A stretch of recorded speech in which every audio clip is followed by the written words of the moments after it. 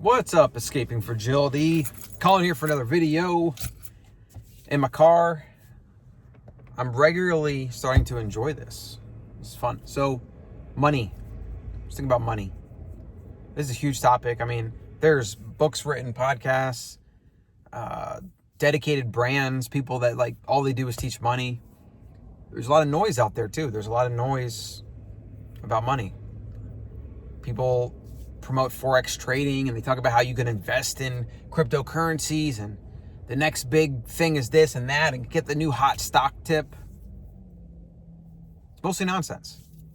The basics of money, of wealth, creation, generation, as it goes with all things, can be boiled down to some first principles. All right.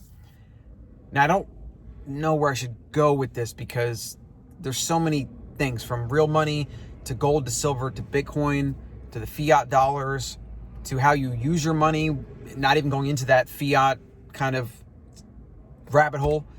I think what I want to talk about in this video, and I'll do a lot more, is how you spend your money and the psychology of money.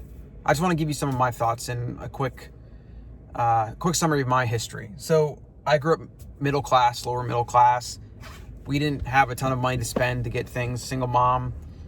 We got like a Nintendo and a Sega Genesis, and my sister and I kind of grew up with that desire to always want something and more, and like always want to buy something, because I feel like the culture you grow up in, if you're in that boat where you see people around you having a lot of stuff and you don't have it, you're drawn to it, right? And then so you have to kind of figure out through your younger years, maybe get some money, maybe the first time you have a lot of money, you're like, what do I do with this? And you pretty much learn the hard way that you're gonna waste a lot of that money. Like that's almost the price you pay to getting to a point where you can be frugal and financially free and have just kind of like a solid financial framework for how you're gonna spend your money, okay? It's not true of everybody. Some people are naturally frugal.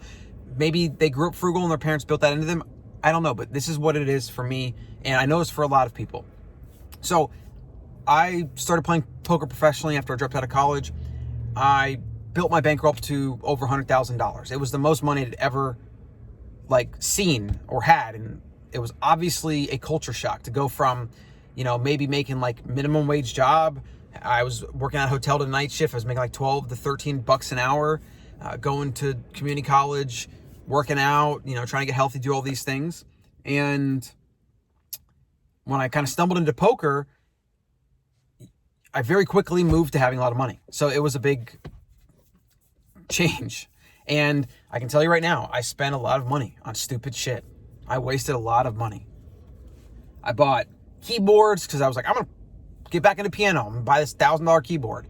I bought extra guitars I didn't need. I need like 2 acoustics, 2 electrics. Like really, I only need is 1 acoustic and 1 electric. I went on trips by myself just because of a lack of a better option. And I mean, it's cool. I got some experiences from that.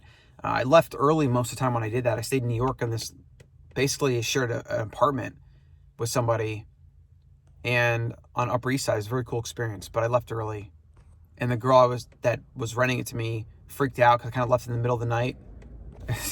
Anyways, without diverging too off topic, you're going to make money mistakes, okay? Now, really, the thing that we have to fight and resist, and this is the advice that I would give my younger self, and that may be the advice that you could use now.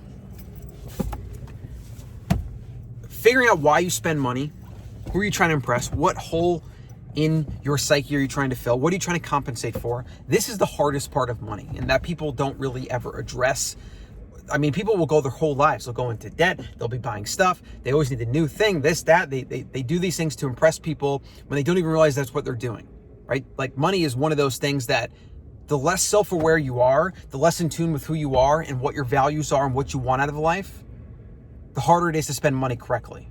Because you spend money in all these haphazard ways and you have no freaking idea what you're doing because you don't even know who you are and what you want, right? So obviously the video is like, become self-aware and you'll spend money better. And that's absolutely true. But that's not like really tactical for you right now.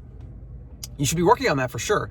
But it's the thing that, the one thing that I can give you today is the idea to resist spending money for things that are just purely based on showing something to other people. That's really what it comes down to. You can kill this too. The way I spend my money now, and like I said, I wasted money, I did things, I bought status things, I bought an expensive watch, like I did these things. I never went to the extreme of like wasting all my money on pointless things and just trying to impress people.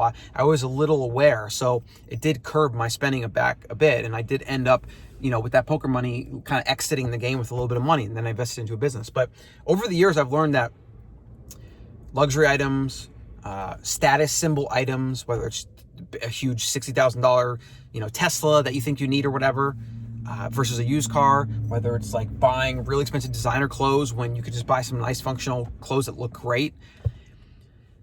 Spending money on things for status is quite literally a scam, right? Luxury goods are a scam, right? You have this point where you have utility, and maybe this luxury item is built better. That's fine. But you get to that point where you spend enough money on that utility, and a lot of brands are in this utility area. We can get the high quality stuff. It has very good utility. But then beyond that, every penny you spend for a brand name, this is pure scam. This is just a waste of money.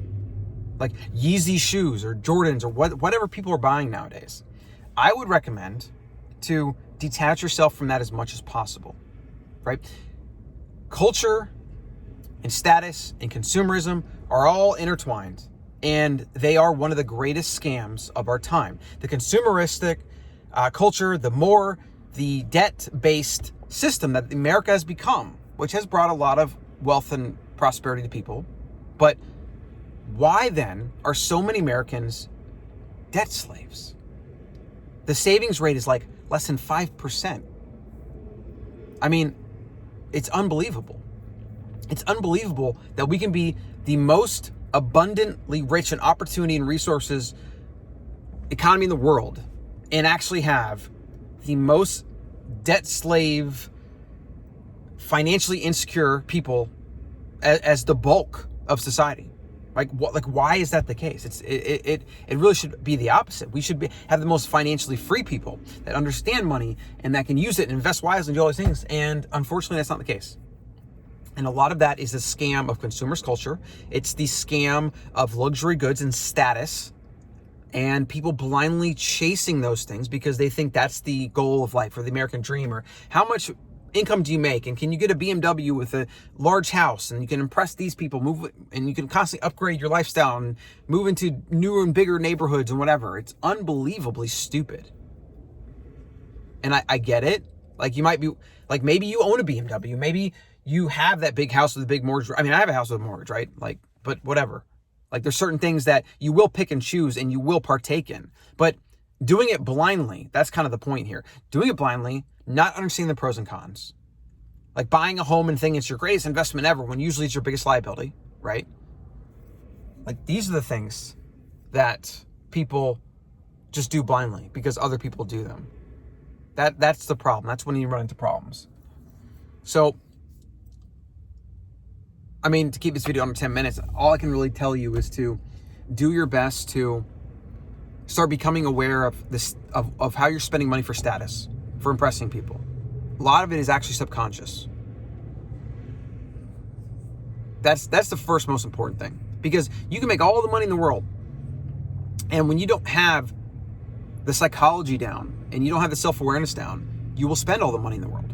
Why do you think that as people make more money, lifestyle basically comes to match how much they make, right?